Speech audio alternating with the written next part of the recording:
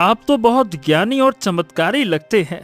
बाबा, कृपया मेरे भविष्य के बारे में कुछ बताइए ना। मैं बहुत गरीब हूँ, इतना इतना गरीब हूँ कि कभी कभी मुझे और मेरी पत्नी को भूखा रहना पड़ता है। क्या मेरी किस्मत में धन नहीं है बाबा? बताइए ना। तुम्हारी किस्मत में धन बहुत है, लेकिन वो तुम्हें प्रयास से मिलेगा। प्रयास? कैसा प्रयास बाबा? यहाँ से कुछ दूर घने जंगल में खंडहर के पार एक पेड़ है। वो पेड़ चांदी के रंग जैसा चमकता है।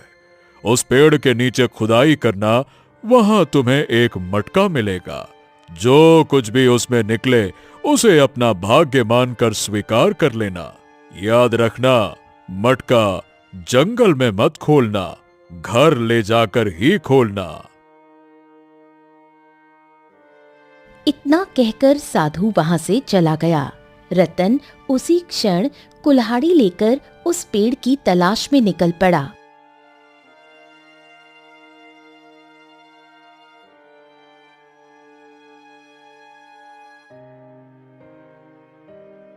काफी तलाश के बाद रतन को एक खंडहर दिखाई दिया। रतन जैसे ही उस खंडहर के अंदर गया तो उसने स्वयं को एक और जंगल में पाया, जहां एक पेड़ था जिस पर सूरज की किरणें पड़ रही थीं और वो चांदी जैसा चमक रहा था। रतन ने वहीं खुदाई शुरू कर दी और जल्द ही उसे एक मटका मिल गया। वो उसे लेकर घर लौट आया। मटके को देखकर उसकी पत्नी बिंदिया उससे बोली, ये क्या है? कहाँ से लाए हो? रतन अपनी पत्नी को सारी घटना बताते हुए बोला, ऐसा हुआ और साधु बाबा ने कहा था कि इसको घर ले जाकर ही खोलना बिंदिया। रतन और बिंदिया ने मिलकर मटके के ढक्कन को खोल दिया, लेकिन जो निकला उसने दोनों को हैरान कर दिया। ये क्या?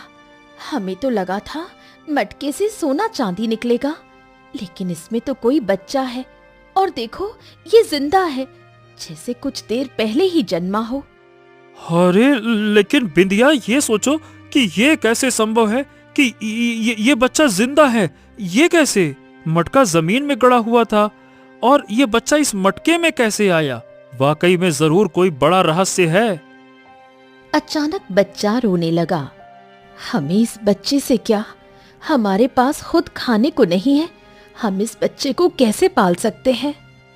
अरे बिंदिया, कुछ दिन पहले तुम संतान न होने की वजह से रो रही थी, तो हो सकता है भगवान ने हमारी सुन ली हो और भेंट के रूप में ये बच्चा दे दिया हो। अरे चलो भाग्यवान, अब इसको पालते हैं, बड़ा होकर यही तो हमारा सहारा बनेगा। बिंदिया ने रतन की बात मान ली। उन्होंने बच्चे का नाम रखा आदित्य। समय बीतता गया और देखते ही देखते आदित्य 20 वर्ष का हो गया। एक दिन रतन जंगल से लकड़ियां काटकर घर लौटा तो बिंदिया उससे बोली, आप कब तक ये लकड़ियां काटते रहेंगे? आदित्य अब 20 वर्ष का हो गया है, उसे अब काम पर लगाना चाहिए। हाँ, तुम ठीक कहती हो, आज मैं उससे बात करूंगा। वैसे आदित्य कहाँ है? आपको तो पता है, आपका बेटा दिन भर जंगल में न जाने क्या करता रहता है, शाम तक लौटता है। इस उम्र में जहाँ लड़कों के बहुत दोस्त होते हैं, उसका कोई दोस्त नहीं। रतन ये सुनकर गहरी सोच में डूब गया। तुम ठीक कह रही हो, आज मैं उससे पूछूंगा कि उसके मन में आखिर क्या चलता रहता है। इस उम्र में ऐसे अकेले जंगल में घूमना ठीक नहीं है।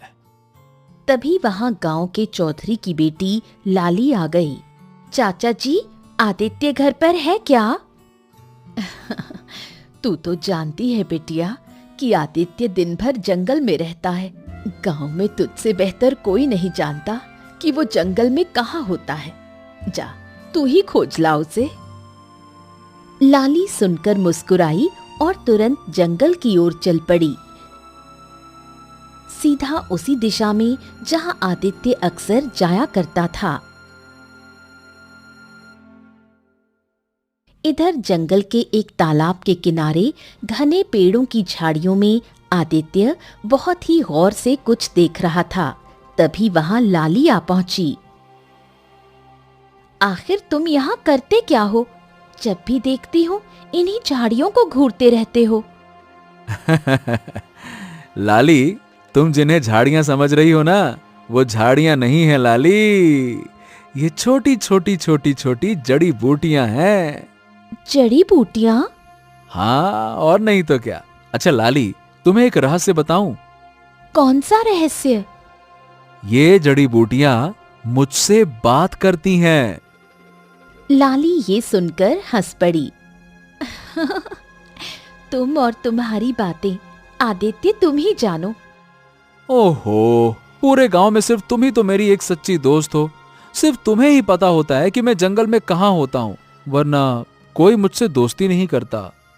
आदित्य, तुम ही किसी से दोस्ती नहीं करना चाहते।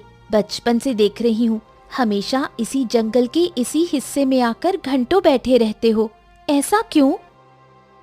आदित्य कुछ कहने ही वाला था कि तभी पूरे जंगल में शेर की भयंकर दहाड़ गूंज उठी। ए लाली, हमको यहाँ से अब चलना चाहिए। यहाँ आसपास पक्का कोई शेर है। अरे मैं अकेले होता तो कोई बात नहीं थी, लेकिन मैं तुम्हें किसी भी खतरे में नहीं डाल सकता। चलो चलो चलो, अरे जल्दी करो, चलो चलो चलो चलो।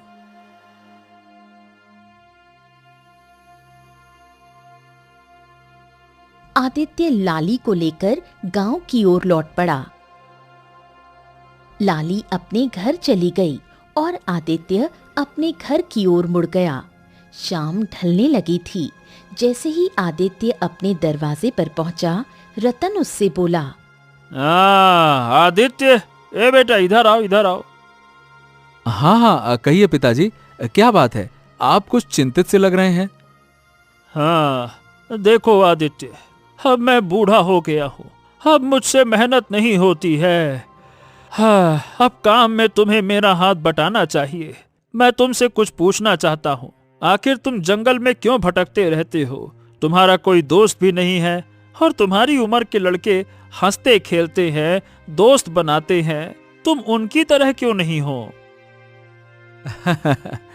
अब पिताजी, न जाने क्यों मुझे ऐसा लगता है कि जैसे मैं इस दुनिया का वासी हूं ही नहीं, बल्कि मैं तो किसी और दुनिया का वासी हूं। ये सुनकर रतन बुरी तरह चौंक गया और गहरी सोच में डूब गया। कुछ देर बाद वो फिर आदित्य से बोला, हाँ, लाली हमको बता रही थी कि तुम जंगल में झाड़ियों को घूरते रहते हो और कहते हो कि वो झाड़ियां नहीं, जड़ी बूटियां हैं। क्या ये सच है? ये सुनकर आदित्य की आंखों में एक रहस्यमयी चमक आ गई। हाँ पिताजी, मुझे लगता है कि जंगल की कुछ खास जड़ी बूटियां मुझसे बात करती हैं। तभी अंदर से बिंदिया बाहर आ गई। बेटा, मैं तेरे और तेरे पिता की बातें सुन रही थी। अगर तुझे ऐसा लगता है कि जड़ी बूटियां तुझसे बात करती हैं, तो क्यों ना तू उन्हीं को बेचना शुरू कर दे। जंगल से जड़ी बूटियां लाकर बेचने लगेगा तो कुछ आमदनी हो जाएगी और तेरे पिताजी का बोझ भी हल्का हो जाएगा। ठीक है माँ, चिंता मत कर। कल से मैं जंगल से जड़ी बूटियां लाकर गांव में बेचूंगा, ठीक है? दूसरी ओर जैसे ही लाली अपने घर पहुंची, उसके पिता चौधरी ने उसे देखते ही पूछा, अरे तू कहाँ गई थी लाली? आदित्य से मिलने गई थी पिताजी। वो तो हमेशा जंगल में ही रहता है। मैं जंगल से ही आ रही हूँ। लाली की बात सुनकर कुछ क्षणों के लिए चौधरी की आंखों में क्रोध झलक उठा, लेकिन फिर वो शांत हो गया। देखो लाली, तुम्हारी माँ को गुजरे बरसों हो गए हैं। मैंने तुम्हें माँ और पिता दोनों का प्यार देने की कोशिश की है। मैं तुम्हारी आंखों में दुख नहीं देख सकता। मैं कुछ समझी नहीं पिताजी। लाली, मैं जानता हूँ कि तुम मन ही मन आदित्य को पसंद करती हो, ये जानते हुए भी कि आदित्य एक सामान्य सा गरीब लकड़हारे का लड़का है। आदित्य में कोई बुराई नहीं है, और आप ऐसा क्यों कह रहे हैं कि वो सामान्य नहीं है? मैं ये नहीं कह रहा कि वो बुरा है, पर वो अलग है। बचपन से आज तक मैंने उसे जंगल में ही भटकते देखा है। ना उसका कोई दोस्त है, ना कोई काम धाम करता है, बस जंगलों में भटकता है। ऐसा लगता है जैसे जंगली इंसान हो। तो आप मुझसे क्या चाहते हैं पिताजी? अरे बेटा लाली, मैं ये चाहता हूं कि अगर वो औरों जैसे होता तो मुझे कोई ऐतराज नहीं होता। लाली की आंखों से आंसू बहने लगे। ठीक है पिताजी, अब मैं आदित्य से नहीं मिलूंगी। अच्छा, एक बात बता, आखिर आदित्य जंगल में क्या करता है, बता। वो झाड़ियों को देखता रहता है और कहता है कि वो झाड़ियां नहीं, जड़ी बूटियां हैं। वो कहता है कि वो उससे बात करती हैं। अच्छा, मतलब उसे जड़ी बूटियों का ज्ञान है। तो फिर तो उसे गांव के उन बीमार लोगों की मदद करनी चाहिए ना, जो महामारी की वजह से गांव में पीड़ित हो गए हैं। हो सकता है उसकी जड़ी बूटी महामारी में काम आ जाए।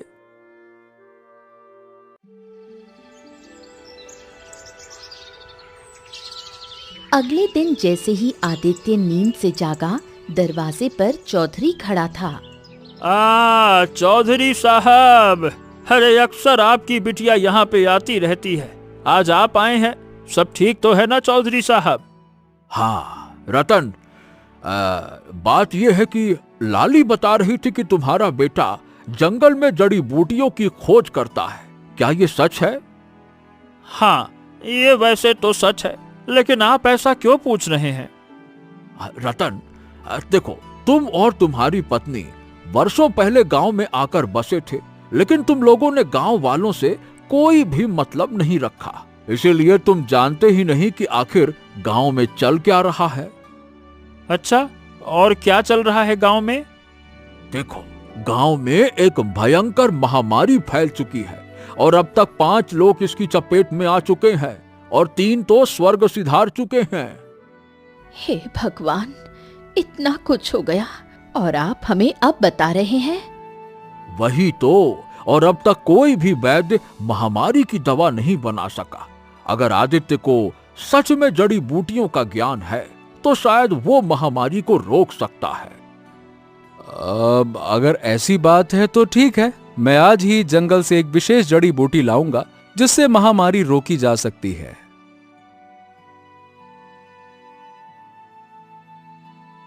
आदित्य जंगल की ओर निकल पड़ा। झाड़ियों के बीच बहुत ध्यान से देखने लगा। तभी उसके कानों में झाड़ी के पत्तों से एक आवाज टकराई। मुझे तोड़ लो, मुझे खाने वाला हर व्यक्ति विचित्र बीमारी से बच सकता है।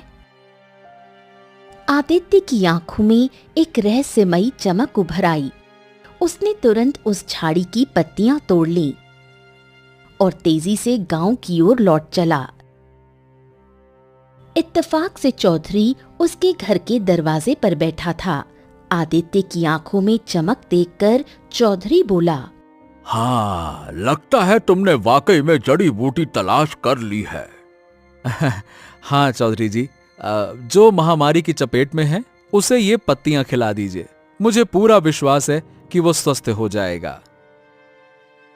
चौधरी जड़ी बूटियों को लेकर तुरंत गांव की ओर चला गया। दिन बीतते गए। कुछ दिन बाद चौधरी आदित्य के घर पर आ पहुंचा।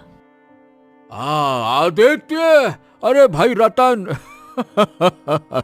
रतन, गांव में जो महामारी फैली थी अब वो खत्म होने की कगार पर है और ये सब केवल तुम्हारे बेटे आदित्य की वजह से हुआ है।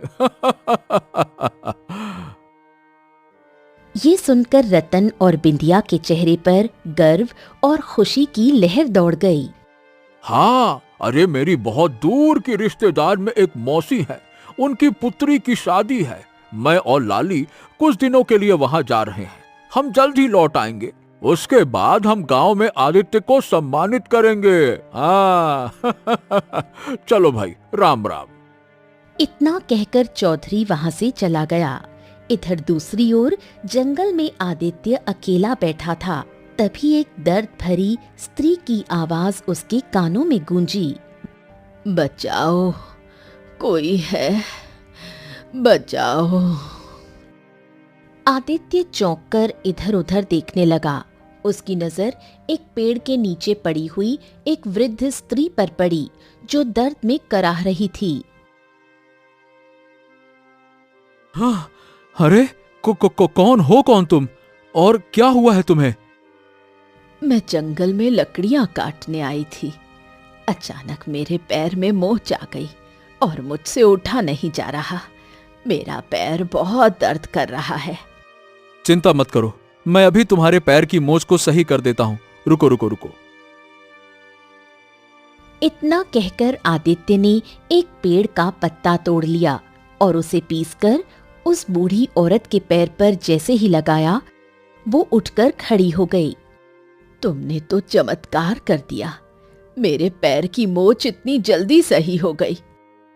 बूढ़ी औरत ने इतना कहा ही था कि तभी अचानक झाड़ियों से एक भयंकर शेर निकलकर आदित्य पर झपट पड़ा। आदित्य ने बिना समय गंवाए बिजली सी फुर्ती से शेर से अपने बचाव के लिए उस पर वार कर दिया। आदित्य के हाथ जख्मी हो गए और खून बहने लगा, मगर शेर अचानक बुरी तरह डर गया और भाग गया। मगर अगले ही पल रंग बिरंगी किरणों से आदित्य के हाथ का जख्म सही हो गया। ये कैसे हो सकता है? मेरा जख्म खुद ब खुद कैसे भर गया? बूढ़ी औरत ये देखकर बुरी तरह से डरती हुई बोली, ये कैसे हो सकता है?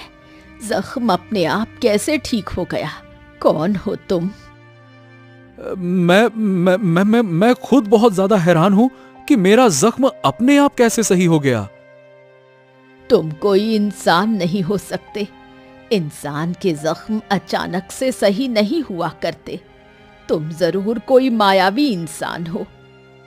नहीं, मैं तो एक साधारण लकड़हारे का पुत्र हूं और एक आम इंसान हूं। नहीं, मैं नहीं मान सकती। अगर तुम्हारे पिता वास्तव में एक लकड़हारे हैं तो तुम उनके पुत्र नहीं हो सकते।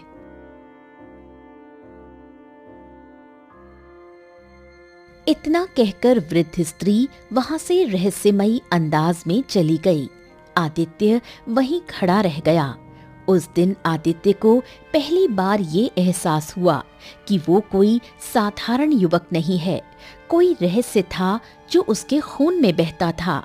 कुछ देर बाद जब आदित्य घर लौटा तो उसने देखा उसकी माँ बिंदिया जोर जोर से खांस रही थी और रतन चारपाई पर पड़ा कांप रहा था। आदित्य अपनी माँ की ओर देखते हुए बोला, ए माँ, क्या हुआ माँ? बेटा, बहुत तेज खांसी हो रही है। मगर आदित्य के मन में कई सवाल थे। वो सीधे अपने पिता रतन के पास जाकर बोला, पिताजी, बताइए ना, मैं कौन हूँ? रतन ये सुनकर चौंक गया। उसका चेहरा सफेद पड़ गया। अब ये क्या कह रहे हो बेटा? तुम हमारे बेटे हो? नहीं पिताजी, मैं वो सच्चाई पूछ रहा हूं जो शायद आप जानते हैं और मुझे बता नहीं रहे। बताइए ना, मैं कौन हूं? रतन चारपाई से धीरे धीरे उठकर बैठ गया। तुम ऐसा क्यों पूछ रहे हो बेटा? आदित्य ने जंगल की पूरी घटना विस्तार से बताई। वो वृद्ध स्त्री, शेर, जख्म और हाथ का चमत्कार। अगर मैं वास्तव में आपका पुत्र हूं तो फिर आप अपना हाथ काटिए। अगर आपका जख्म खुद ब खुद भर जाएगा तो मैं विश्वास कर लूंगा कि मैं आपका बेटा हूं। चलिए, काटिए। रतन के पास अब सच्चाई छिपाने का कोई रास्ता नहीं बचा था। वो बिंदिया की ओर देखने लगा। रतन एक पुराने कमरे में गया और बहुत पुराने बक्से में से वही मटका निकाल कर ले आया जिसे उसने वर्षों से छिपा कर रखा था, और सारी घटना अपने बेटे आदित्य को बताते हुए बोला, बेटा, ये मटका जंगल के उस हिस्से से मिला था जहाँ चांदी की चमक वाला पेड़ था। हमने सोचा था कि इस मटके में धन होगा, मगर जब खोला तो उसमें से तू निकला बेटा, तू। ये सुनकर आदित्य चौंक गया। बस तब से हमने तुझे अपने बेटे की तरह पाला। हमने कभी तुझे अपने से अलग नहीं समझा। अगले ही पल रतन को भी जबरदस्त खांसी उठने लगी। वो गिर पड़ा। आदित्य अपने सारे सवाल भूल गया और बोला, अरे पिताजी, अचानक से ये क्या हो गया आपको पिताजी?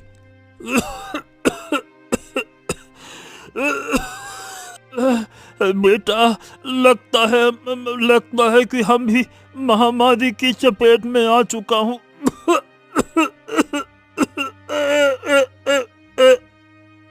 इतना कहकर रतन ने दम तोड़ दिया। तभी आदित्य की माँ बिंदिया भी तेजी से खांसने लगी और कुछ ही देर में बिंदिया की भी सांसें थम गईं। पिताजी!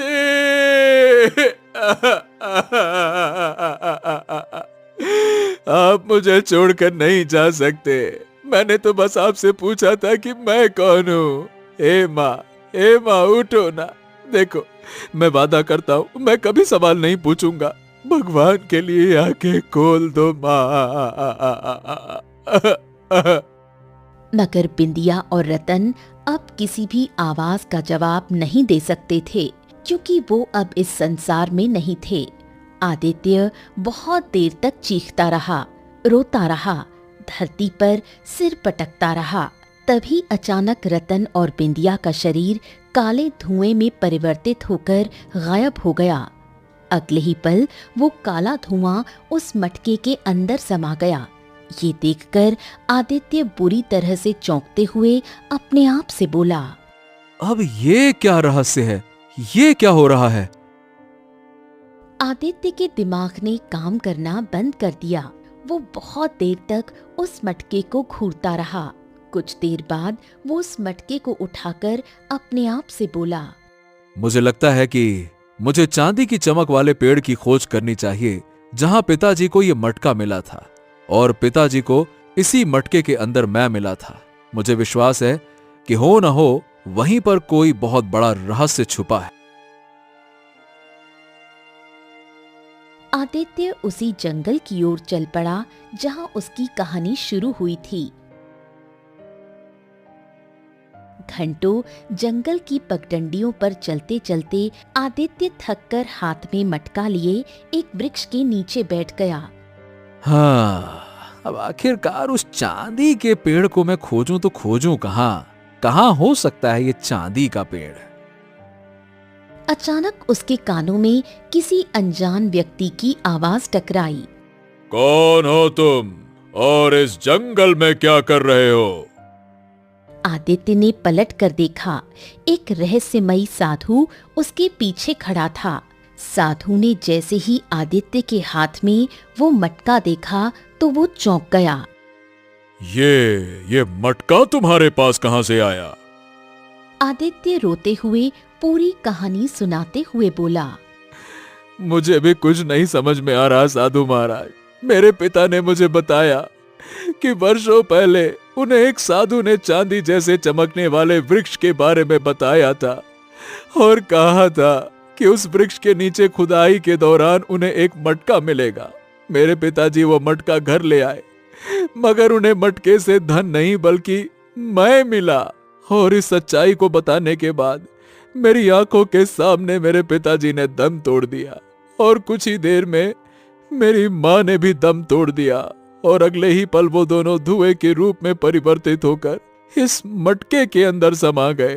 अब क्या कहूं और इतना बोलकर आदित्य की आंखों से आंसू बहने लगे। शांत हो जाओ पुत्र, शांत हो जाओ, चिंता मत करो, मैं तुम्हारी मदद जरूर करूंगा। वो चांदी का पेड़ तुम्हें तभी दिखाई देगा जब तुम्हारा हृदय सच्चा होगा। यहां से उत्तर दिशा की ओर बढ़ो।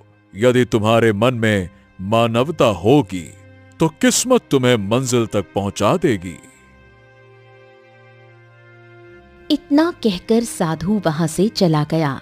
आदित्य नहीं जानता था कि वो वही साधु था जिसने सालों पहले रतन को मटके की जानकारी दी थी। आदित्य साधु के बताए रास्ते पर चल पड़ा। घने जंगल में बहुत दूर चलने के बाद उसे एक तालाब के पास एक बूढ़ा व्यक्ति दिखाई दिया जो कमजोरी से पानी पानी चिल्ला रहा था। बेटा बेटा, मैं 2 दिन से प्यासा हूँ मगर उठ नहीं सकता। क्या तुम मुझे पानी पिला सकते हो?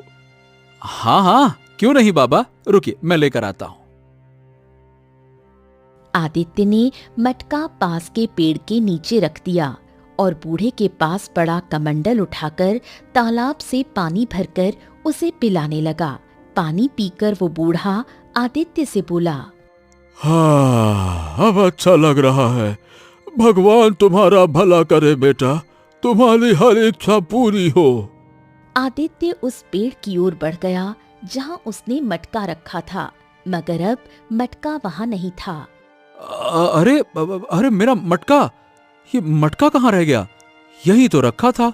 अरे मटका कहाँ चला गया? कहाँ है? वो पागलों की तरह मटके को इधर उधर ढूंढने लगा, लेकिन उसे मटका कहीं नहीं मिला। तभी पीछे से बूढ़े की आवाज आई, बेटा, मुझे मेरे घर तक पहुंचा दोगे क्या? मेरी बूढ़ी पत्नी मेरे लिए तड़प रही होगी, न जाने वो अब जिंदा होगी भी या फिर नहीं। आदित्य दुविधा में पड़ गया कि अपने मटके को ढूंढे या उस वृद्ध की मदद करे। तभी बूढ़े की आंखों से आंसू बहने लगे। बेटा, बस इतनी सी मदद और कर दो बेटा, मुझे मेरे घर तक पहुंचा दो बेटा, मैं तुम्हारा एहसान कभी नहीं भूलूंगा। पहुंचा दो बेटा, पहुंचा दो। आदित्य को उस बूढ़े पर बहुत तरस आ गया। हाँ हाँ हाँ, ठीक है बाबा, ठीक है, बताइए आपका घर कहाँ है, बताइए।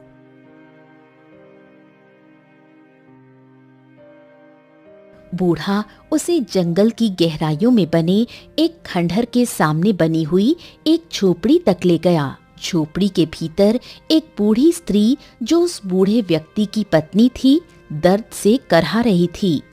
कहाँ थे तुम? मुझे लगा था तुम्हें देखे बिना मेरी आंखें बंद हो जाएंगी। अरे ऐसा मत कहो, तुम्हें अभी बहुत जीना है। ये भी कोई जीना है?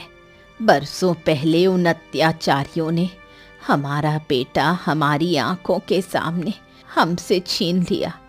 अगर मुझे पता होता कि वो जो वस्तु लाया था वही उसकी मौत बन जाएगी, तो मैं उस वस्तु को खुद तोड़ देती। बूढ़ा फूट फूट कर रोने लगा। तभी बूढ़ी स्त्री की नजर आदित्य पर पड़ी। ये कौन है? इसकी शक्ल तो उसी से मिल रही है जिसने बरसों पहले हमारे बेटे को मारा था। नहीं, ये वो नहीं है। इस बेचारे ने तो हमारी मदद की है। जब मैंने इसे जंगल में पहली बार देखा था तो मैं भी चौंक गया था, लेकिन फिर मन में ख्याल आया कि हमारे बेटे को बरसों पहले जिसने मारा था वो अब बूढ़ा हो चुका होगा। ये बेचारा कोई और है। इतना कहकर बूढ़ा फिर से खांसने लगा।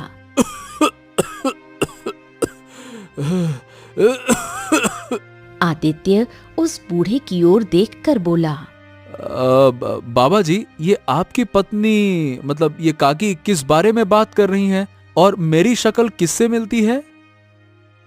बूढ़ा व्यक्ति आदित्य की ओर बहुत ही गौर से देखते हुए बोला, ये बहुत लंबी कहानी है बेटा। बरसों पहले हमारे पुत्र अशोक को जिस राजकुमार ने हमारी आंखों के सामने बड़ी बेदर्दी से मार दिया था, उसकी शक्ल तुमसे बहुत मिलती है, मगर मैं जानता हूँ कि तुम वो नहीं हो सकते, क्योंकि हमारे पुत्र को मरे हुए बरसों हो चुके हैं। अब तो वो राजकुमार भी बहुत बूढ़ा हो चुका होगा। बूढ़े की बात सुनकर आदित्य की आंखों में आंसू आ गए। वो उस बूढ़े की ओर देखकर बोला, आप चिंता मत कीजिए, मैं आपकी सेवा करूंगा। विश्वास कीजिए, आप ठीक हो जाएंगे। मगर तुम हमारी सेवा क्यों करोगे बेटा? तुम तो हम दोनों बूढ़े पति पत्नी को जानते तक नहीं। इंसानियत के लिए आज से आप दोनों मुझे अपना बेटा समझिए।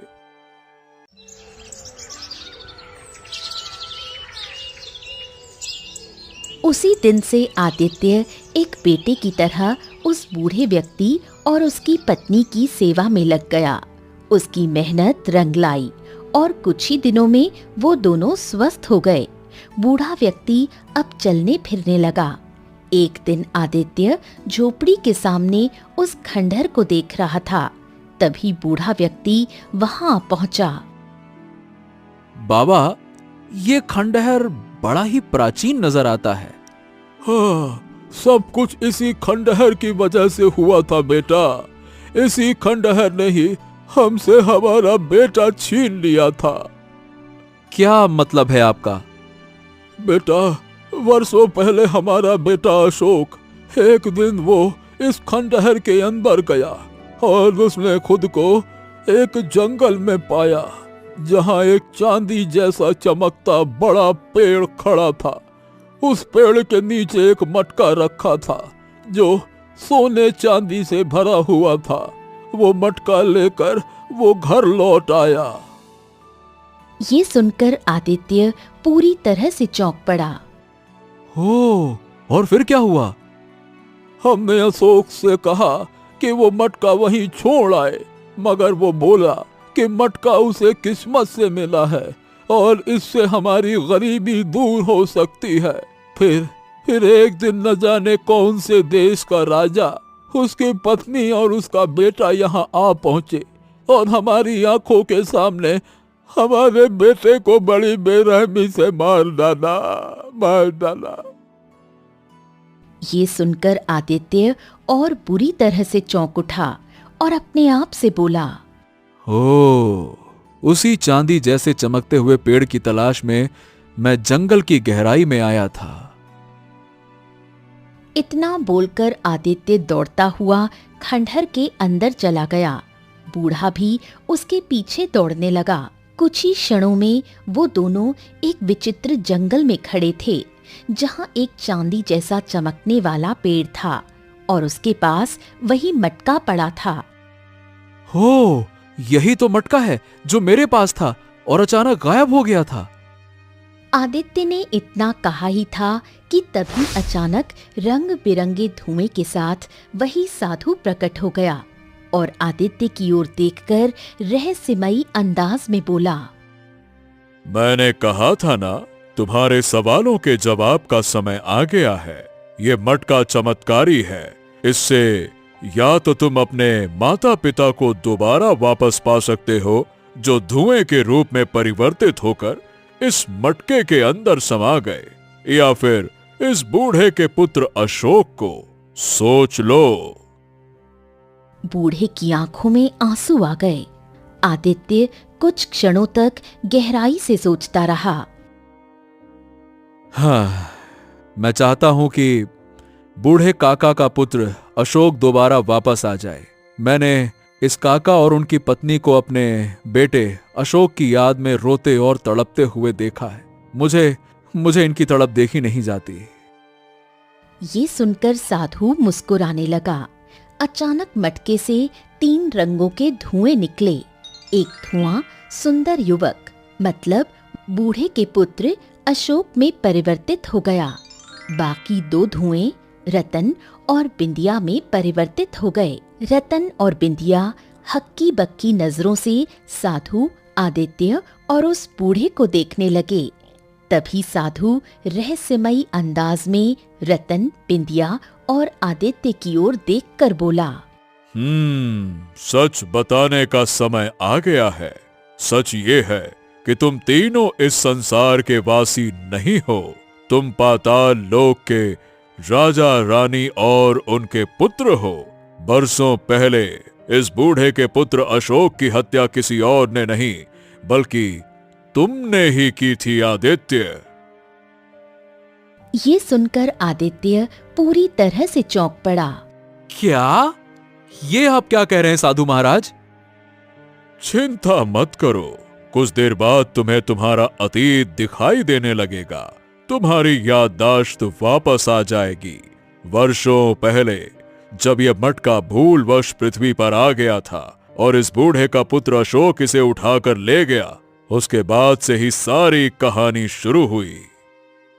साधु ने इतना कहा ही था कि तभी आदित्य, बिंदिया और रतन को चक्कर आते हुए महसूस होने लगे। अगले ही पल उनकी आंखों के सामने कुछ पुराने दृश्य दौड़ने लगे। पाताल लोक के राजमहल में रतन अपने सिंहासन पर बैठा था। बिंदिया, उसकी रानी, उसके पास खड़ी थी और उनके सामने खड़ा था उनका पुत्र राजकुमार आदित्य। वो मटका हमारे राजगद्दी का प्रतीक है। अगर ये मटका पृथ्वी पर चला गया तो ये अपमान है। अगर किसी मनुष्य ने उसे छुआ है तो उसने पाताल लोक के विधान का उल्लंघन किया है।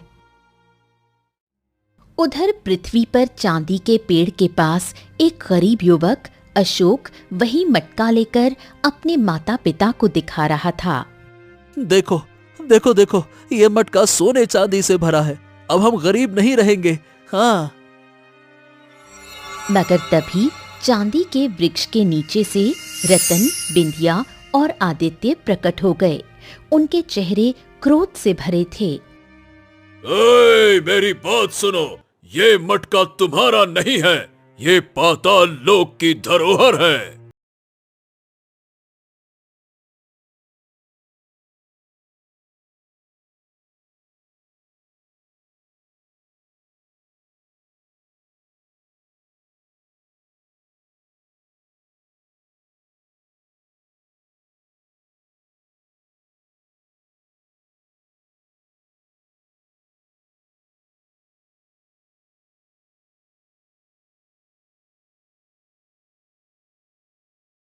होश होकर गिर पड़े।